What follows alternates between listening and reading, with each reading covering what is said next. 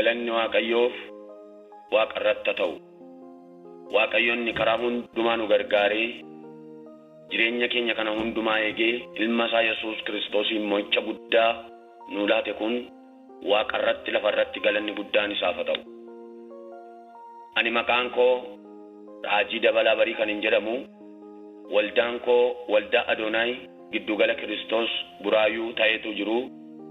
Ergaa waaqayyoo bara kana keessa koo kaa'e baasee dubbachuudhaaf carraa argachuu koo waaqayyo sakaraa hundumaa na gargaaree haala mijanne keessatti haala naa mijeessee maqaa isaaf waaqarratti lafarratti galanni guddaan haa ta'u. Dubbii waaqayyoo walii wajjin kan ilaallu seera uumamaa boqonnaa 7 lakkoofsa 1 kaasee amma 2tti isa jiru. Iddoo kana nan dubbisa. Waaqayyo yommus Nohiidhaan dhaloota kana keessaa ati na duratti qajeelaa akka taate waan hin argeef atiif warri manaa kee hundumaa wajjin markabichatti gali. Waaqayyo dubbii kan akka nu barsiisuuf waaqayyoon kadhanna. Bara hundumaa dabarsitee bara hundumaa jiraachuu haboof gooftummaan siif kan kenname. Ajjeesuu kan dandeessu jiraachisuu, ol kaasuu kan dandeessu gadi buusuu, habooniif gooftummaan waaqarratti lafarratti kan kee duwwaa kan ta'e. Qulqulluu waaqayyo abbaa, qulqulluu waaqa ilmaa hafuura qulqulluu, galanni guddaan siif haa ta'u. Mo'icha guddaa nu laatte karaa ilma kee karaa Yesuus Kiristoos. Seexana kuffiftee Addaam isa kufe lafaa kaatu. Nu ilmaan Addaami har'a seexana irratti mo'icha argannee sagalee keessa dhugaa kana lallabuudhaaf yaa waaqayyo gooftaa faajjii mo'ichaa harka keenyatti waan laatteef galanni siif haa ta'u. Sagaleen kun maqaa ilma waaqayyo isa awwaala diigeen nama hundumaaf fayyina haa ta'u. Qilleensi lafichaa kallattii kamiin lafanni hin ga'in hundumaatti ga'ee akka eebbisu maqaa kee kadhadheera. Nu barsiisi maqaa Yesuusiin. Ameen. Iddoon ni dubbise seera uumamaa boqonnaa 7 lakkoofsa 1 kaasee amma 2tti. Waaqayyo yommus Nohiidhaan ati na duratti qajeelummaa waan argamteef ati haadha manaa kee wajjin markabichatti galiidha. Ituun seera uumamaa boqonnaa 7 kanarraa hin ilaalin gara seera uumamaa boqonnaa 1, 2, 3, 4, 5 isa jiru kanarratti waa dubbadheen gara ijoo dubbii kootti sin deebisa. Ijoon dubbii kooti yookaan mata dureen ani irratti lallabu halan dhaabatinii markabichatti gali.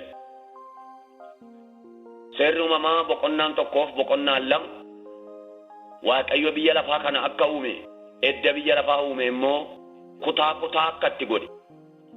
Dukkanna ta'ee dukkanni ta'e, ifna ta'ee ifni ta'e, lafa ifi ta'etti biiftuu dhaabee, lafa dukkanaatti ji'a dhaabee, urjoota adda addaa samii irratti hojjetee wantoota biyya lafaarra kana jiran callabboo lafarraa kaasee akka namni yeroo mana ijaarratu kutaa kutaa adda addaa itti baasu biyya lafaa kana irratti kutaa kutaa adda addaa akka inni itti baasu macaafni seeraa yookaan seerri uumamaa boqonnaan 1 fi 2 dhugaa nuu ba'a. Boqonnaan 3 irratti immoo yerootti waaqayyo gaddi እግዚአብሔር ያዘነበት ምዕራፍ boqonnaa waaqayyotti gaddi akka ta'e macaafni qulqulluun nu gaanuu ba'a. Egaa boqonnaa 1 fi 2 irratti waaqayyo kutaa kutaatti baase biyya lafaatti, biyyuma lafaa isarra jiraannu kana, isarra irra deemnu kana, isarra qonnee nyaannu kana, isarra daldallee nyaannu kana, isarra tajaajillee jiraannu kana irratti waaqayyo kutaa kutaatti baase. Namni guyyaa hojjetee jiraachuu akka danda'u, halkan immoo boqochuu akka danda'u kutaa kutaatti godhe. Waaqayyo kana kan inni kutaa kutaatti godhe, namaaf kutaatti godhe. Akkaataatti namni kee jiraachuu danda'u. Seera uumamaa boqonnaa 3 irratti immoo lafanni itti nama uume sanatti immoo gadde. Waaqayyo waan inni gaddeef boqonnaan sun boqonnaa gaddaa jedhamee beekama. Waaqayyo maaliif gadde? Nama uumuu isaatti gadde waaqayyo. Nama uumetti gadde. Hojii harka isaatti waaqayyo waan gaddeen qabu. Nama uumuu isaaf gadde. Namni uumamee waaqayyotti gadde sun immoo maal ta'e yoo jenne? Iddoo dhaabbaa Eden kee baye, iddoo jireenyaa kee baye. Yaa obboloota koo, har'a waaqayyo nutti gaddeera, jireenya keenyatti waaqayyo gaddeera. Mee dhaabannee of ilaalla. Namni waaqayyo gate jiraachuu hin danda'u. Namni waaqayyo gate hin awwaalamne malee hamma waan awwaalamee biyyoon irra galagalee jin tokkicha. Namni waaqayyo gate addunyaan barbaadeen argu. addunyaan guutummaan si mul'isuurra waaqayyo tokkichi qofaasaa dhaabatee si mul'isuutu caala. Namaan gatamuuf waaqaan gatamuun tokko miti. Waaqi si gannaan addunyaan barbaadee sin argu. Namni si gannaan immoo waaqayyo karaa namni quba hin qabaanne karaa namni beekuu hin dandeenyetu lafaa si kaasu. Yoo isin sitti cufan achiin balbala siiban. Waaqayyo si gannaan garuu namni si arguu hin danda'u. Iddoon kun boqonnaa waaqayyotti gaddi. Lafa namitti jireenya kee baye. Akka ta'e seerri uumamaa boqonnaa 3 dhugaanuu ba'a. Lafa namni yakkatti jalqabe lafa na waaqayyo gaddi. እግዚአብሔር ያዘነበት ምዕራፍ sitti gaddee jira waaqayyo. Jireenya kee hojii harka kee tajaajila keetti gaddee jira waaqayyo. Mata dureen keenya halannaa batinii bidiruu kanatti gali waan jedhuufi yaada garaa kee geddaradhu. Waaqayyo sitti gaddee yoo jiraate. Boqonnaa 4 irratti immoo warruma waaqayyo itti gadde kana ilmaan isaaniitu dhufee lafa isaan fuula waaqayyo duratti aarsaa dhiyeessan. Aabeeliif Qaayiltu aarsaa dhiyeesse boqonnaa 4 irratti. Fuula waaqayyo duratti aarsaa dhiyeessan. Waaqayyo aarsaa isa kan Qaayil tuffate kan Aabeel tuffannaan fudhannaan sababa aarsaan Aabeel fudhatameef lafatti dhiigi qulqulluun dhangala'ee ture boqonnaa 4. Boqonnaa gumaa boqonnaan nama gidduu gumaan itti gale.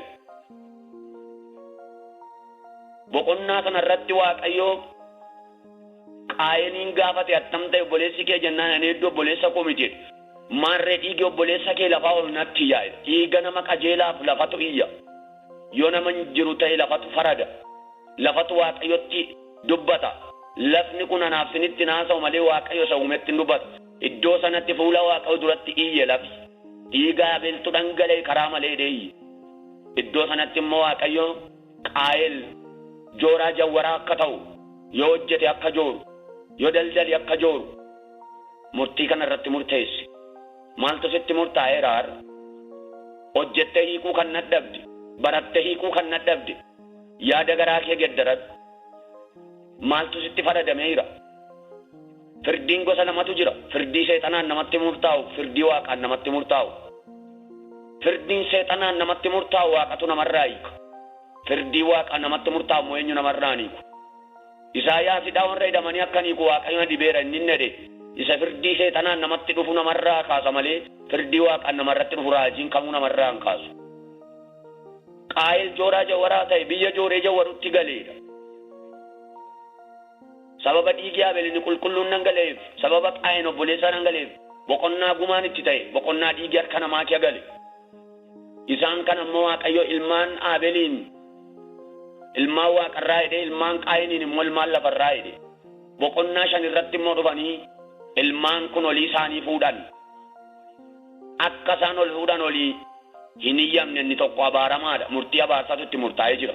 Inni tokko immoo dhiigi isaa qulqulluutu dhangale. Sanyii sana kee warri ba'an immoo waaqayyo akka ilmaa waaqarraatti isaan kaa'eera. Gaafa isaan olitti dhufanii karaa malee ol fuudhan waaqayyo umurii namaa gabaabse. Nama barbaadutti ka'e waaqayyo kana booddee. Nama barbaadutti ka'e waaqayyo. Namni waaqayyo barbaadu kun nama harka lamaa nama ija lamaa miti. Nama qajeelaa nama seera waaqayyo keessa deddeebi'u nama garaan waaqayyo itti gammadu. Waaqayyo qulqulluu akka ta'e seerota qulqulluu waaqayyo irra nama deemuu barbaada waaqayyo. Kanaaf dhufee seera uumamaa boqonnaa 6:18 irratti Nohiidhaan akka jedhe si wajjinin kakuutti galaa. Oh haleluuyaa. Si wajjinan kakuutti galaa. Boqonnaa 3 irratti namatti gaddi. Boqonnaa 4 irratti immoo dhiiga harka namaa kee gale. Boqonnoota 5 kana keessatti immoo ilmaan lafaa ilmaan waaqarraa jedhamanii warra waamaman ol fuudhe umurii namaatu gabaabbate. Waaqayyo nama wajjin kakuutti galu waan nabeef. Dhufee dhaloota sana kee nama argate. Eewun argata laa waaqayyo har'a.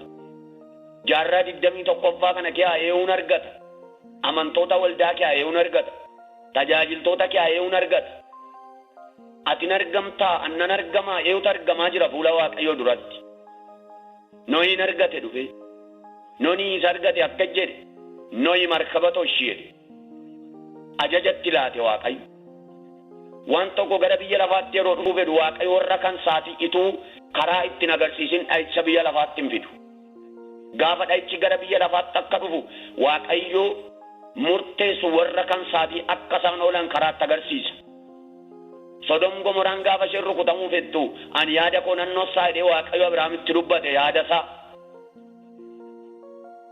Akkuma kana bishaan badiisaa lafarratti yeroo fiduu fedhe Waaqayyo Nohiin akka inni ooluuf markaba tolchi jedhe. Markaba tolche Nohi gowwaa fakkaate. Dhaloonni baay'een amma inni markaba tolchu kana Nohi maaliif markaba kana tolche jedhanii hin gaafan. Yeroo hedduu fudhateedha Nohi markaba kana tolchuuf. Harrayyuu wangeelli mootummaa Waaqayyo hamma irraatti lallabamaa jira. Dhaloonni baay'ee wangeela kana keessa jiru. Dhugaa kana keessa jiru. Dhugaa ilma Waaqayyo kana keessa jiru. Haalan dhaabatanii markaba kanatti gali. Horii alatti hafte bineensa nyaata. Horii alatti hafte namni hin argu. Garuu gara halkan walakkaa iyya ishee dhaga'u alatti hafte waan ta'eef. Alatti nafin bineensa jira. Alatti nafin waan nama iyyisiisu jira. Olliti markaba kanatti. Markaba tolchi jedhe Waaqayyo. Nohi akka Waaqayyo isa abboometti markaba kana tolche. Markaba kana tolchee edda xumure. Akka Nohi markaba kana tolchee xumureen Waaqayyo markabichatti gali. Tolchee inni himne markaba itti gali. Inni itti gali haati manaan isaa itti gali. Horri Waaqayyo akka inni itti galchuuf isaan abboome hundumaa qabatee markabichatti gali. Dhaloonni garaa Waaqayyo aarsan irratti harrayyuu Waaqayyo waan fidu qaba.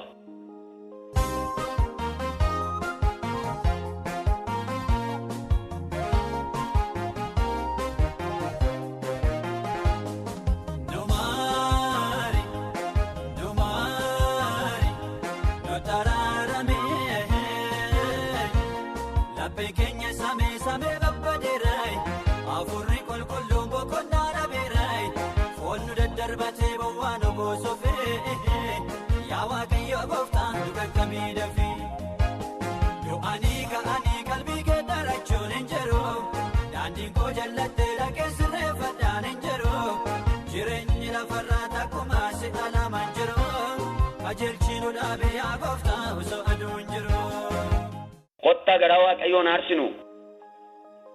Kotta Waaqayyoon ofirratti hin gaddisiifnu. Adeemsa keenya laallanna, jireenya keenya laallanna. Markabatti gale Nohi. Hojjetee xumureetti gale. Abboomamee itti gale.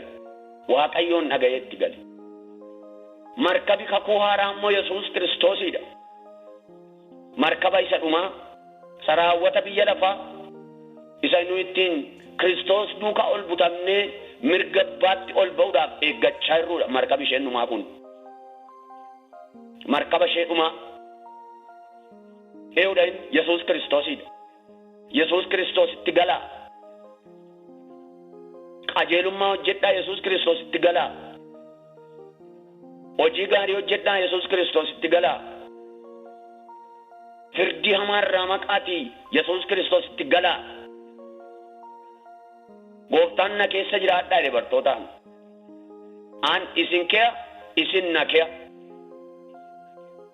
Jedheetu gaaf tokko bartootatti himu.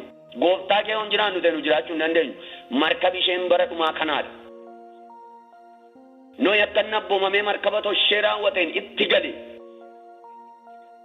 Oh haalleluuyaa. Eenyutu jira har'a markaba kee? Jireenya keenya kana dhaabannee ilaalu.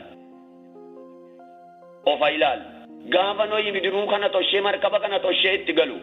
Waaqayyotti sabantii waaqa banee bokkaa lafarratti gadhiise. Bokkaa inni bara sana roobe akka isaarra roobee baalaansii lafaa wajjin wal baalaansii ta'e roobu miti. Waaqayyo lafatti dubbate bokkaa isan gara keetti roobsu kana hin dhugin jedhe. Lafti Waaqayyoon nageessee irra keetti baatte. Nohi markaba kee jira.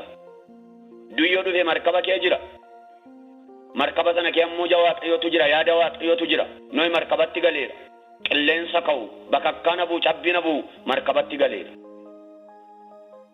Yaa obboloota koo Waaqayyo addunyaa kanarratti rukuttaa baay'ee gadhiiseera. Hamma irraattu namaaf hin galle. Rukuttaa danuutu biyya lafaa kanarratti gadhiifame. Macaafa qulqulluu irraa yoo laalle baram Sodom Gomoraa Waaqayyo diinii waaqarraa diinii akka abiddaa boba'uun waaqarratti gadhiisee dhaloonni danuu akka dhuman bara Nohi bishaan badiisaa lafarratti fidee akka dhumaan namoonni yaada gara mataa isaa hin gaa'ela diiganii seera mataa isaanii duukaa gaafa isaan bu'an hafuurri ejjaa gaafa dhaloota mancaasu hirmiin gaafa dhaloota mancaasu Waaqayyo HIV jedhee akka biyya lafaatti fide kaanserii jedhee akka biyya lafaa rukute baroota jaarraa 21ffaa kana keessa immoo koronaa jedhee akka biyya raasaa jiru markaba kanatti seeni dhaayichatu jira. Markaba kana darbee waan jiru markabi isheen dhumaa kun raawwata biyya lafaati. Lafti akka qodirootti maramtee samaa'iin kun urgufamtee rooshan itti badde ati markaba keessa waan jirtuuf Yesuus ijji wal baata. Waaqayyo bokkaa lafarratti gadi dhiise. Bokkaa kana lafi dhuguu waan hin dandeenye nooyi markabarra jira. Nooyi ola deemee dhalootiin nyaataman. Kanaaf yaa obboloota koo har'a ooluudhaaf markaba ishee dhumaa kana ishee raawwata biyya lafaa kana Yesuus Kiristoos kee jiraachuu nu barbaachisa. Wangeela Maatewos boqonnaa 24 lakkoofsa tokko kaafnee hammuma dhuma isaatti yoo dubbifanne waa'ee dhufaatii ilma Waaqayyoo dubbata.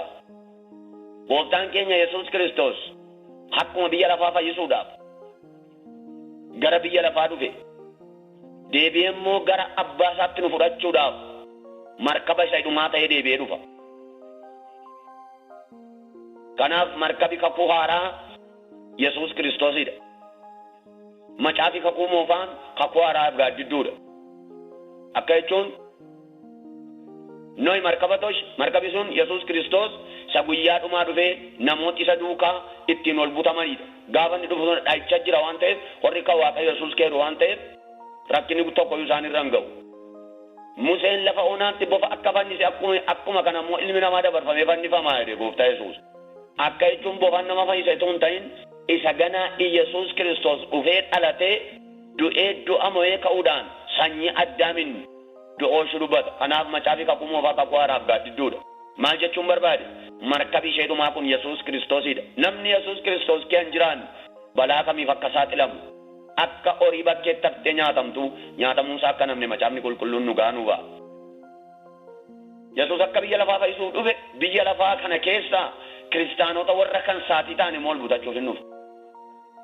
Gaafa dhufaatii isaa kana jala maal akka ta'u milikkitoonni maali akka ta'u Maatewos 24 tokko kaa'ee barreeffameera. Bokkaan tokko samiirraa gaafa roobuu fedhu qilleensatu qilleensa yabbataatu qilleensa duumessatu samii kana irratti uumama. Edda duumessi kun uumame balaqqeessa adda addaa ta'a milikkiti ittiin bokkaan roobu milikkitaa jira. Warri meetirooloojii immoo har'a duumessi ulfaataan tokko jira waan ta'eef biyya akkasii irratti bokkaan hin roobu milikkita ittiin bokkaan roobuudha kun. Milikkita ittiin ilmi Waaqayyoo deebi'ee gara biyya lafaa irratti dhufu achirratti barreeffamee jira. Sabni saba irratti akka ka'u, mootummaa irratti akka ka'u, lolli guddaan akka ta'u, sochiin lafaa akka ta'u, rakkinni dhufee hin beekne akka ta'u iddoo sana irratti barreeffamee jira. Kanaaf milikkiti ilmi Waaqayyoo achirra nuu kaa'ee hundi isaa raawwatamee waan jiruuf haalan dhaabatanii bidiruu kanatti gali yaa obboleessa koo yaa obboleettii ko. Haalan dhaabatanii bidiruu kana seeni. Dhufaatii ilma Waaqayyoo milikkitaan mul'ataa jiru kana keessa waldaan kiristaanaa isheen dhiiga Yesuus Kiristoosiin bitamte maal hojjechaa jirti?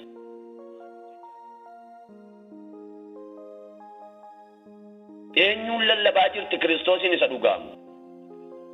Waa'ee jireenya bara baraa lallabaa jirti waldaan kiristaanaa. Yesuus Kiristoosiin dhufa jettee lallabaa jirti waldaan kiristaanaa jaarraa 21ffaa kana keessa dhaabatanii jiran kun. Dhuguma dhaloota kana mangaagaa jawwee keessaa baasuuf dhimmanii tajaajilaa jiru moo? Biizinesiif tajaajilaa jiru moo? Karaa qaxxaamuraa sooruuf tajaajilaa jiru moo? Maal fakkaatti waldaan kiristaanaa irraa? Baratti waldaan waldaa loltu. Baratti paastariif luboonni lolan. Baratti raajonni lolan. Baratti faarfattoonni lolan. Baratti jaalalli gidduu namaatii badee hojiin hamaan sun hojjetamaa jiru. Baratti seexanni gaara qulqulluurra dhaabatee hojii isaa hojjetaa jiru kana keessa kotta haalan dhaabatinaa markaba kanatti seenaa. akka har'aamini Phaawulos akkeedha hundumti keenya barcuma firdii Kiristoos dura dhaabannaa jedha. Waldaa ishee kamarra tajaajila dhugaa laattee lubbuun dhiiga Yesuus Kiristoosiin bitame kun gara firdii akka hin naanne gara gaanama akka hin naanne karaa kan itti agarsiisaa jirtu.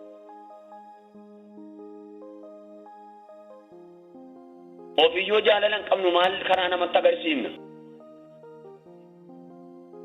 Paastariif lubii har'a oliif jaalala hin qabu hojii isaa hamaa sana hojjetaa jiru.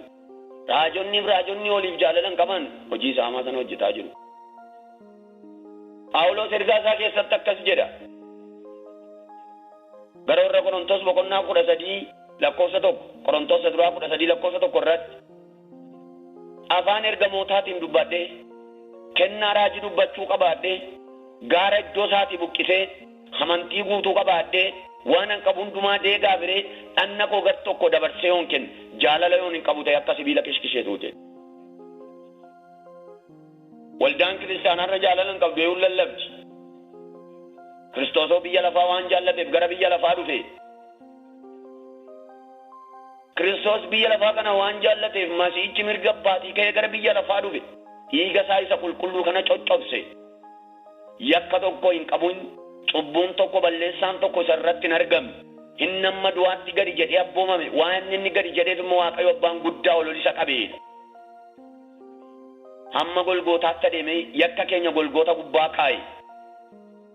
Karaa Addaam isa jalqabaa du'i gara biyya lafaatti dhufe. Karaa Addaam isa lammaffaa du'i namarraa ka'e. Du'a namarraa kan kaase Yesuusidha. Eloo'ee abbaa qaroonnodhu golgichi tarsa'eedha. Habaarsinni boqonnaa 3 keessatti Waaqayyo ilmaan namaatti gadde. Macaafa seeraa boqonnaa 3 keessatti inni Waaqayyo sanyii Addaamitti gadde golga abaarsaa sana tarsaase. Karaa isaa ka'e du'i lafarraa. Karaa isaa ka'e abaarsi lafarraa. Inni Kiristoos dhugaa kana lallabaa jiru. Tajaajili keenya kun gaafa Yesuus Kiristoos dhufe maal fakkaata? Baay'een maqaa keen seexana baafneerra. Maqaa keen dinqii gooneerra. Milikkitoota baay'ee hojjenneerra jedhu guyyaa dhumaa sana. Garuu isin hin beekun jedhaa.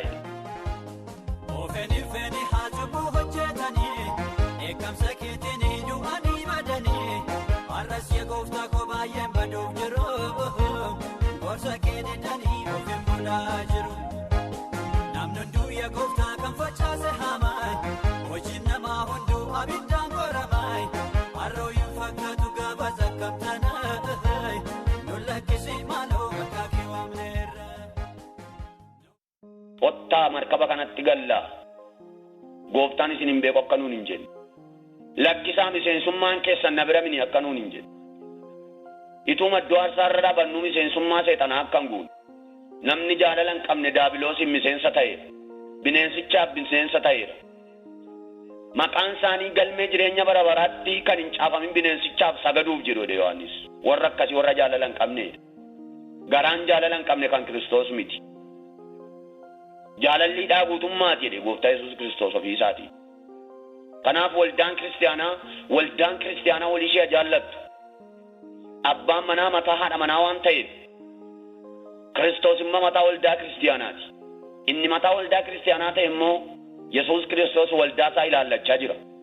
Waldaa isaa kana keessaa immoo warra markabatti galanidha kan inni ol butatu. Markaba keessa jiraachuuf immoo qulqullummaan jiraachuu, dhugaatti jiraachuu, tajaajila dhugaa tajaajiluu, garaa Yesuus Kiristoos qaba ture qabaachuu, wanti macaafni qulqulluun nu deeggaru sana goonee argamne nuyi markaba keerra. Qilleensi haa ka'u, lolli haa ka'u, adagaan haa ka'u, koronaan haa ka'u, wanti barbaade haa ka'u, wanti biyya lafaa raasaa jiru kun haa ka'u, warra markaba keessa jiran hin argatu inni. Horra vilaas maashekiroo baadiyaa. Kanaaf qixa jirru ofa ilaalu. Tajaajila laachaa jirru kana ilaalu. Dhaloonni akka gaannamiin oolanii tajaajilaa jirra. Gooftaan kan inni lubbuu isaa nuu laate, kan inni qullaa dhaabate. Ati qullaan dhaabattu warra nama 5 dura. Yesuus Kiristoos garuu anaaf siin fayyisuudhaaf, habaarsa nurraa kaasuudhaaf qullaa deeme akka nama yakka godhe. Kan inni kana godheef jireenya bara baraatti nu gashuudhaaf waan biraan tokko iyyuu hin jiru. Karaa ishee jalqaba karaa Addaam cufamte sana banuudhaaf. Edeen ishee jalqabaa cufamte sana banuudhaafitu abidda bara baraan oolchuudhaaf kan inni kana ta'e. nummoo maal tajaajilaa jirra dhaloota kanatti karaa Yerusaalem garaa irraa dhaloota kana eekkamnee deebisaa jirra tajaajila keenya ilaallannu bu'aa karaa dalgaa tajaajille yoo ta'e yaada garaa keenyaa geddaran dhuguma immoo kallattii Yerusaalem tajaajillee dhaloota ifannee cubburraa deebifnee jireenya bara baraatti akka isaan galan masiichi deebi'ee dhufaa qophaa'inni daandii dhugaa tajaajille yoo ta'e itti hafumnu Waaqayyo harka nu qabaa jira. Kanaaf alan dhaabatiin markaba kanatti seeni namni hundinuu markaba sadhumaa kanatti seeni. Wangeela Maatiyos boqonnaa 24 keessatti inni caafame dhufaatiin ilma Waaqayyoo akka bokkaan yeroo roobuu fedhu duumessa adda addaa dhufu milikinni gooftaan keenya Yesuus Kiristoos dubbatame gara xumuraa irra jira waan ta'eef har'a dhufaa bor dhufaa sa'aatii isaa waan hin beekneef namni hundinuu markaba isa dhumaa kana keessa dhaabatee gooftaa isaa eeggatu. Wangeela Maatiyos boqonnaa 24 lakkoofsa 11 irratti yoo ilaaltan tajaajiltoota addaatu addunyaa kana irratti ka'ee jira. Tajaajiltoonni gosa lamatu jira. Tajaajiltoota Kiristoosiif tajaajiltoota seexanaa. Isaan kun bara Iliyaas iyyuu turaniiru. Bara Iliyaas raajii turaniiru. Raajonni 400 warri Iliyaas turruu Qelmeeloos irratti qale sun raajii sobduu warra maaddi Izaabel irraa nyaatanii Izaabel irraa jiraajan turan. Maaddi Izaabel irraa nyaatu, maaddi Ahaab irraa nyaatu wanta Izaabeliin gammachiisuuf wanta Ahaabiin gammachiisu kan isaan raajan malee wanta Waaqayyoon Waaqa irratti gammachiisu inni kan isaan raajan. Kanaaf Eliyaas turlu Qelmeeloos irratti ol baasee isaan qale. Hojiin hojjennu kun gaaf tokko nu gana. Tajaajilli nu tajaajilu gaaf tokko nu gana. Hakkuma bara Eliyaas raajota sobduu 400 qale. Achi keessa raajii dhugaan kan Waaqayyo ta'e kan argame Eliyaasidha. Inni kan Eliyaas immoo abiddaan mul'ate. Innan keenya abiddaan mul'ata. Horra bilaas faara shariyaa. Gaaf tokko garaagarummaan hin uumama. Isa kana gooftaan Yesuus inni Maatiyos 21 keessatti raajonni sobduun baay'een hin ka'u. Namoota baay'ee si wallaalchisu. Seera malee jiraachuun waan baay'atuuf jaalalli namoota baay'ee biratti hin qabbanaa inni jedhe. Raajota baay'eetu ka'ee jira biyya lafaa kanarratti. Raajonni seexanaas ka'anii jiru. Raajota Waaqayyoof raajota seexanaa akkamitti beekna kan jedhu isin kiyaa ka'uu danda'a. Raajonni warri kan Waaqayyoo dhokatanii jiru ammayyuu. Isaaniin namni arge tokko hin jiru. Dhokatanii jiru. Dhugaan yeroo baay'ee dafee mul'atu hin dhokata. Yesuus Kiristoos biyya lafaa kanarratti fudhataman argan. Kanaaf ilmi immoo abbaa fakkaata. Raajii warri dhugaan amma dhokatanii jiru. Warroonni sobdoon dhugaatirraa kan hin manne, ejjarraa kan hin manne. Akkuma bara Izaabel sobarraa kan hin bunne, Waaqayyoon sodaachuun keessa isaanii kan hin jiru. Maqaa namaa sobaan kan waaman, silkii namaa sobaan kan waaman, ilmaan namaa kan gadhoomsan, hafuurri ganaa Kiristoos isaanitti galee kan jiru. Iddoo qulqullummaa gaara qulqulluu sanarra dhaabatanii wangeela gaaddidduu godhatanii hirmii hojjechaa dhaloota hirmii nyaachisaa achi as kan ba'an kun jiru. Yeroo isaan itti dhaaban amma ga'eera. Ittiin fufan kana booddee. Akkuma kana warri kan Waaqayyoo dhugaa hinaafan waa'ee bara kanaa kan kadhatan. Horra bilaas kan piroomaa gaadiyaa. Waaqayyo bara kana maa ilaale kan jedhan kallattii maan Waaqayyo irraa dhaamsa fuudhanii namatti kan ifan jiru. Kan namatti kan himan jiru. Isaan amma iddoon qaban. Biyya lafaa kanarraa sobatu iddoo qaba. Sobduutu barcuma qaba. Inni kun guyyaan itti adda ba'u dhiyaateera. Tajaajila keenya ilaalu. Namni hundinuu waan godhe hundumaatti barcuma firdii Kiristoos dura dhaabataa jedha Phaawulos. Maaliif akkan tajaajile? Maaliif akka tajaajilte guyyaatti itti dubbattu ga'eera. Guyyaan itti dubbattu ga'eera. Guyyaatti itti dubbattu ga'eera. Saba Waaqayyoo kan bujuumjisinu, saba Waaqayyoon kan taphanu, saba dhiigaan bitame kanaan kan taphanu ituu yaada garaa keenyaa gedderannee gaariidha. Ala kan dhabannu tu bidiruu kanatti gallee gaariidha. Mee qorree of ilaalu. Qoraa of ilaalaa amantiitti jirtu yoo ta'edha macaafa qulqulluu. Addunyaan kun addunyaa gar tokkotti duufteedha sobaan. Addunyaa gumaan kee agali. addunyaa dhiigi dhangala'e, addunyaa gubboon keetti nyaatame, addunyaa firdinaa dhayyeessaa jallate, addunyaa moototi gara barbaadanitti duufisan, addunyaa dhiigi namaa akka bara Abeel samiitti oliyyaa jiru. Orra daana bilaas kee proomaashiyaa addunyaa gar tokkotti duufte kana wangeela dhugaatti lallabnee ol deebisuu hin dandeenye. Garee warra sobaa kee abaa namni dhugaa sirka jiru dubbadhu. Baratti wangeelli boquu buusee dabarri kun raajirra caalu wangeela keenya. Baratti wangeelli boquu buuse kana Waaqayyo dhugaa nama tokko nabu biyya kana keessa biyya Itoophiyaa kana keessa. Namni dhugaan tokko yoo ka'e wangeela dhugaa lallabee addunyaa gar tokkotti duufte kana deebisuu danda'a. Baratti akka Sodom Gomoraa addunyaan homosexual irratti olii galte. Biyyoonni akka Ameerikaa fa'aa bara isaan keessa olii galan. Jarman isheen biyya Itoophiyaa wangeela itti lallabde bara isheen itti deebitee homosexual wajjin gibira Sodom wajjin olii galte. Baratti 666 addunyaa kana raasaa jiru. Bara namni tuuma dhaga'u garaa jabaatee gara yaada mataa isaatiitti oofamaa jiru. Bara amantiin namaa caccabaa markabaa nama harkatti ta'e. Bara namni gaaddidduu du'aa jala jiraachuudhaaf filate. Bara namni alatti anoo dhaqeen gaanamitti galaadhee murteeffachuuf filate kana keessa namni dhugaan tokko wangeela dhugaa tokko lallabee addunyaa gar tokkotti duufte kana deebisuu danda'a. Biyya gar tokkotti duufte kana biyya dhugaan duraa jallate kana itti lallabee deebisuu danda'a. Maashaatorraa libaaraa boogaa baasiyaa. Provinda zamaayilii paaraajeeneme kootandahayi. Waaqayyo biyya lafaa kana irratti kan inni fideef dhugaa dubbannee Yesuus Kiristoosiin akka fakkaannu malee somnee biddeen sobaa akka nyaannuuf nun dimne Waaqayyo sin dimne Waaqayyo dhugaa akka dubbatu. Warra akka luba guddinaatumsaafaa bara mootummaa dargii kee mootummaa dargii jalaa bahuudhaaf ituu yeroo qabanii lakki saba koo wajjin hin du'aadhanii mana qulqullummaa Waaqayyo keessatti dhugaaf kan du'an.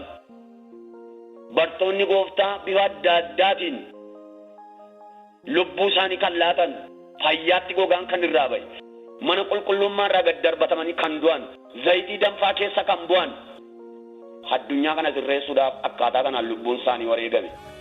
Wallaansoof wareegamaanii salubbuun meeqa itti dhume har'a baay'een itti qoosa. Imaanadhaan amanni soni dhiigarra naappu hirmiidha lakkii anaan na jobbisa. Bara keenya iyyuu baay'ee jiru wangeelatti kan gumaachan kan akka Oneesimoos na sifa. Waan kan hin beekne moo isa baasaa itti dafqee torma wajjin itti kolfa. Bara keenya iyyuu baay'ee jiru wangeelatti kan gumaachan luba guddinaa tumsaafa. Waan kan hin beekne moo isa baasaa itti dafqee torma wajjin itti kolfa. Dhoksu dhugaa wangeelaa lafee meeqatu itti cabe. Akka qoosaatti asin geenyeem dhiigatu irratti coccobe. Numma maal hojjechaa jirra? Si gaafata lafeen gootota wangeelaa. Seeni markaba kanatti, seeni dhaloota si booddee jiranis seensisi. Waaqayyo dhaloota bidiruutti seenan barbaadaa jira ol fudhachuudhaaf, ol butachuudhaaf. Barri dhufaatii ilma namaa akkuma kana bara Nohee fakkaataa jedhe gooftaa Yesuus. Bara Nohee namoonni maal gochaa turan? Fuudhaa, heerumaa, nyaachaa, dhugaa, sirbaa turan. Bara dhufaatii ilma namaas immoo kana fakkaata. Ituu namoonni quban qabaatiin, ituu namoonni yaadatiin, ituu namoonni ofirratti hin beekin, ilmi namaa deebi'ee akka dhufu. Ilmi namaa kun immoo deebi'ee gaafa dhufu nama tokkoon argata laataa jedha macaafa qulqulluu. Hin argamnaa gaafa Kiristoos deebi'ee dhufu. Eewutu qophaa'e lubbuusaa gaanamiin oolchuuf. Wangeela Luuqaas boqonnaa 16 qaamne dannee dubbifne waa'ee dureessicha gowwaa agarra. Qabeenyi keenya duroomuun keenya biyya lafaa irratti nu gargaara malee biyya waaqaatti dhaqee nu gargaaru. Yerusaalem keetti dhaqee nuun dubbatu. Fuula walichaa dhaqee nuun dubbatu. Hasumatti hafa hundisa. Waan bora asitti hafuufi malkaa guddaa dhabuuf adeemna. Dureessichi fuula Waaqayyoo gaafa dhaqe biyya lafaa irratti hiyyeessa tokko miidhee ture. Hiyyeessa Alazaar jedhamu. Gaafa waamamee dhaqu. Egaatuun walitti dubbannu guyyaa waamamuun gaa. Anis nan deema atis hin deemta. Waan goone hundumaatti dhannee gaafatamu. Garuu waan kaleessa goonetti araara kadhannee dhiigalma Waaqayyoon jireenya keenyarraa dileet gochaa deemu. Balleessaa deemu. Akka nama silkii keessaa wanta ture balleessu yakka kalee goone dhiigalma Waaqayyoon dileet gochaa deemu araara kadhachaa. Namichi yakka kaleessa Alazaariin miidhe sana araaraan kadhanne Waaqayyoon dileet hin goone dhiigalma Waaqayyoo irratti waame araarri naaf ta'u hin jedhu. Akkuma gaafa miidheetti dhaqe gaafa dhaqu Alazaar biyya lafarraa qabeenya dhabe malee fuula Waaqayyoo duraa ilaalcha qaba waan ta'eef garaagarummaatu uumame. Yerusaalemiif gaannam gidduu garaagarummaa jira. Walitti hin dabarsu riqichichi. Warri Yerusaalem gara gaanamitti hin ce'an, warri gaanam gara Yerusaalemitti hin ce'an. Har'a biyya lafaa garuu aanaa adda addaati walitti ceenee wal keessa jiraachuu dandeenya. Itoophiyaan gara Ameerikaatti, Itoophiyaan gara Jarmanitti, Jarman gara Itoophiyaatti.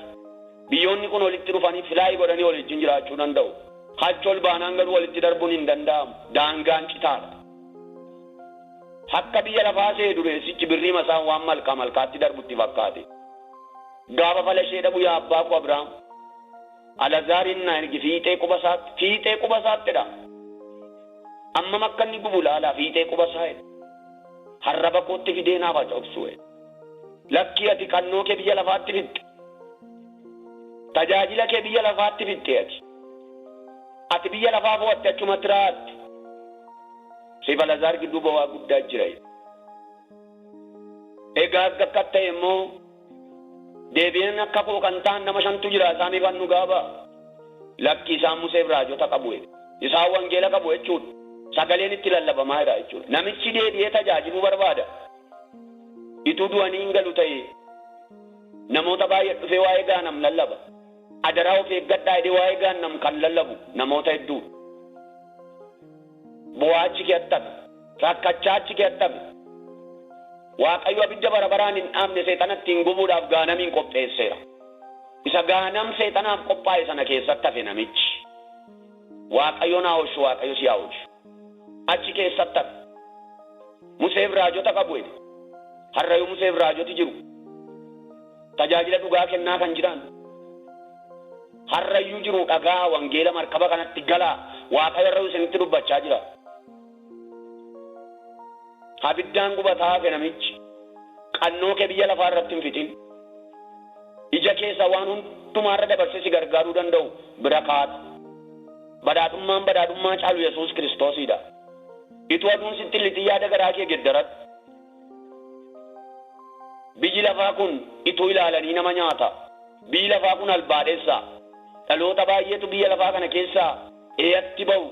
Goota dibamaa nama borii jedhaniitu eeganii dhaloota baay'ee nyaate biyyi lafaa. Seexanni fiigaa jira warra kan saatii fudhatee gaanamitti galuudhaaf. Warra markaba seenaniiraan garuu hin danda'u seexan. Warra ala dhaabatan malee. Akkuma bineensi horii dallaa duuba dhaabattu nyaatu. Har'as diiyaabiloos warra markaba keessa hin jirre, markaba sadhumaa kana keessa hin jirre nyaachuudhaaf harka qaratee ka'eera. Karaa adda addaa goyyoomsaadhaan bifa adda addaatiin maallaqaan bituudhaan 666 buuchisuudhaan karaa namni yaadee kuma hin qabaanne seexan hojiirra jira. Horri kan Waaqayyoos tajaajila dhugaa kan kennan dhaloota kana jalaa baasuudhaaf hin dhaabatinaa tajaajilaa dhugaa dubbadhaa. Warra gubboo nyaataniin gubboo nyaatinaa jedha. Warra ejjaniin ejjinaa jedha. Warra sobaniin hin sobinaa jedha. Mootummaan Waaqayyoo dhiyaateera. Yohaannis akka jedhe mootummaan Waaqayyoo dhiyaateera yaada garaa keessanii geddaradhaa jedhe. Mangista samaat qarbaallechinaa nissaa gibu. Tajaajila Yohaannis. Waa'ee mootummaa Waaqayyoo lallabe mootummaan Waaqayyoo akka dhiyaate. Namni mootummaa Waaqayyootti akka galu. Namni jireenya bara baraatti akka galu. Inni immoo akka dhiyaate itti hima. Yohaannis tajaajila isaa keessatti. Tajaajila keenya keessatti waa'ee mootummaa Waaqayyoo lallabuu qabna. Dhaloonni kun jawwee harkaa ba'uu qaba. Jawwee harkaa baasuu qabdi. Yoon ta'u ta'e garuu itti gaafatamta. Kennaan sitti kennameera. Kennaa sitti kenne kanaaf gooftaan si gaafata. Attamitti tajaajilte lakkeen tajaajila kee hin beeku. Akka itti naan tajaajilli siin hin jenne. Jedhee anaanis siinis gaafachuu danda'a. Warra bana mashila bogaatar maestara diveniyaa goobaatiyaa. Haa cufamu balbali gaanam. Tajaajila dhugaa tajaajila. Namni sagalee kana dhaga hundinuu wangeela dhugaa halallabu. Raajii caalu wangeela. Baratti dhaloonni kun wangeela jibbee raajii dhaga'uu barbaaduudha barri kun. Raajii caalu galuu wangeela. Wangeela dura raajii raajamu raajii sirrii miti. Sagalee Waaqayyoo booddee himama ergaa yoo jiraatu. Sagaleen Waaqayyoo ofii isaa kee haa ba'a, raajiin achuma kee haa ba'a. Ergaan achuma kee haa ba'a. Kanaaf wangeela dhugaa lallabuudhaan dhaloota kana afaan jawwee keessaa oolchinu. Balbala gaanam jalaa habaan, firdii du'aa jalaa habaan. Markaba isa dhumaa chaansii isheen hafte kanatti ol galuudhaaf hundumtuu qophoomu. Kallattii dhugaatti agarsiifnu dhalootatti. Addunyaa kanarraa abaarsa cabsinu. Rukutaa isinii banamaa kadhadhaa isinii kennama. Maatiyos 7:7 irra jiru sana. Kadhachuudhaan, jilbeenfachuudhaan himata keenya Waaqayyoon qaqqabsiifne isa hamaa sana of dura haa rukunnu. Bidiruu sadhumaa kana keessa haa jiraannu. Vidiyaaliyaa boorraa masmaa shekroo bilaas maa koppar maa divaan. Yoo akkas goone ofiis fayyine saba fayyimne gonfotti hudhan.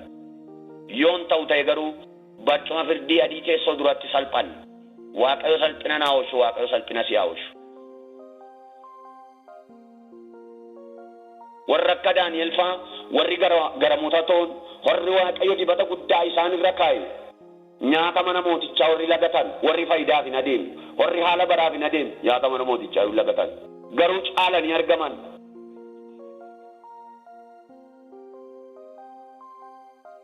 Kanaaf ayyaana nurra jiru eegganne bidiruu isa dhumaa kana keessa seenne jireenya bara baraaf qophaa'uu akka dandeenyu Waaqayyo nu haa gargaaru. Anaanis siinis Waaqayyo nu haa gargaaru. Maqaan koos maqaan kees namni kana dhageessu galmee jireenya bara baraatti tacaafamu. Galmee jireenya bara baraatti tacaafamu. Hin kadhanna Waaqayyoon. Divaaniyaa boogaa laabas baara jenemendoo. Galanni Waaqa irratti lafa irratti siif haa ta'u. Waaqayyo gaariidha guyyaa gididaattis iddoo baqaati. Du'a nu oolchite salphina nu oolchite. Karaa namni quban qabaanne faajjii keenya ol kaafte. Seexanni nu ajjeesuudhaaf yeroo hundumaa fiigasitu qabee harkaa nu baase. Ati qulqulluudha yakka tokkoon goone sababa cubbuu koof sababa cubbuu saba kanaaf fannifamte. Waaqa irratti lafa irratti galanni siif haa ta'u. Sagaleen kun lafatti dhagaame hundumaatti namni hafayyu. Namarra darbee biyyi qilleensi addunyaan kun hafayyu. Ittiin fayyinaaf ilmaan namaaf kan laatame tokkicha ilma Waaqayyoo malee hin jiru. Maqaa kee dubbadheera, maqaa keen warri kana dhaga'an fayyan. Hacufamu balballi gaanama. Orra delebana mashaa jawwicha waraanamu maqaa Yesuus Kiristoosiin. Dhaloota nyaachuudhaaf kan bahe, of tuulummaasaaf, of jejummaasaaf Waaqayyo kan gadi isa darbate. Har'a biyya lafaa kan waliin makaa kan jiru. Dhiiga dhalootaa dhangalaasaa kan jiru. Dhiiga sanyii Addaamiin dhugaa kan jiru. Maqaa Yesuus Kiristoosiin lafa jirutti haa hidhamu. Harukutamu maqaa Yesuusiin. Ija dhalootaa jaamsee dhaloonni jireenya bara baraatti akka hin galle burjaajessee karaa isa hamaa sanatti agarsiisee karaa du'aatti agarsiisee kan jiru. Dhaloonni dhaqanii gaa namitti akka namani wangeela dhugaa kee jalaa dhossee qilleensaan gurra isaanii guutee har'a dhaloota fajachee dhaloota raffisee dhaloota burjaajessee hirmii nyaachisee cubbuu nyaachisee kan jiru dhiiga ilma kee Yesuus Kiristoosiin sagalee kana booddee haduu. Hin nyaannu jedhan Daani'el fa'a. Maqaa Waaqa tolfamaa wanta qalame hin nyaannu nuyi qomoo adda baheedhaa jedhanii didan. Roola badiyaas. Dhaloonni baay'een Waaqayyo waan asiidii qabu nyaatanii dhumanii waan hirmii qabu nyaatanii dhumanii dhaloota baay'eetu gooftaa dhabneetu laalluu dhabne baroota Nohi bishaan badiisaan bara Looxii Sodom Gomoraan har'as dhaloonni baay'een HIVdhaan warri kaan koronaadhaan warri kaan kaanseriidhaan dhaloota baay'ee dhabne biyya lafaa kanarraa seexanni kan isaan galaafate maqaa keessa Waaqayyo jedhamu nan kadhadha humna du'aa ta'u Yesuus Kiristoosiin hangoon seexana hadhadhabu hafuurri 666 rukutamu hafuurri homosexualii rukutamu hafuurri Izaabel rukutamu hafuurri ganaa Kiristoos rukutamu hafuurri waldaa kiristaanaa wal jibbisiisu rukutamu hafuurri jaalala biyya Itoophiyaa nyaate hafuurri jaalala ilmaan Oromoo nyaate hafuurri jaalala sabaaf sallammii nyaate humna du'aa ta'u Yesuusiin habarbadaa'u raajiin raajii akkan jaallanne paasterii akkan jaallanne lubi akkan jaallanne waldaan waldaa ishee bukkee jiru akkan jaallanne jaalala gidduu namaatti nyaatee balbala gaanamitti banee karaa namni hin beekne firdiif qopheessaa kan jiru humna du'aa ta'u Yesuus Kiristoosiin nan kadhadha maqaa keessa Waaqayyo jedhamu yeroo kana habarbadaa'u dibaanaa kan taljaname saantii Piroodiyaa ilmi Waaqayyo hojii seexanaa diiguudhaan mul'ate hadiigamu hojiin seexanaa kadhannaa Daani'el danquuf guyyaa 21 inni taa'e nu wallaansoon keenya fooniif dhiigaan mini machoota bantii waaqa kana wallaansoo qabna akkuma Phaawulos jedhe dhaloota baay'ee wallaansoo qabee kuffisee kan fixe dhaloota baay'ee kadhannaan isaanii duumessaa ol akkan dabarre attaa godhee rukutee burjaajessee kakuu bira akka isaan hin geenye edda isaan burjaajesse immoo miseensa mataasaa godhatee kan jiru dhiiga keen gadadiisu dhiiga keetiin gadadiisu dhiiga keetiin gadadiisu namoota baay'eetti balbala ejjaa banee balbala sobaatti banee raajii sobaa raajanii akka isaan naqanii du'an hirmii nyaatanii akka isaan du'an gaanamitti akka isaan namman kan godhe akkuma bara Mikiyaas hafuurri tokko waaqa duratti achi as bahee dhaqee raajota keetti hafuura sobaa naqee hafuura sobaa itti naqee biddeensi nyaachisaan jira suufiin sitti uwwisaa hidhadhee galgala isaanii irratti faradee kan jiru hoora laboodaa maashiyaa maqaa Yesuus Kiristoosiin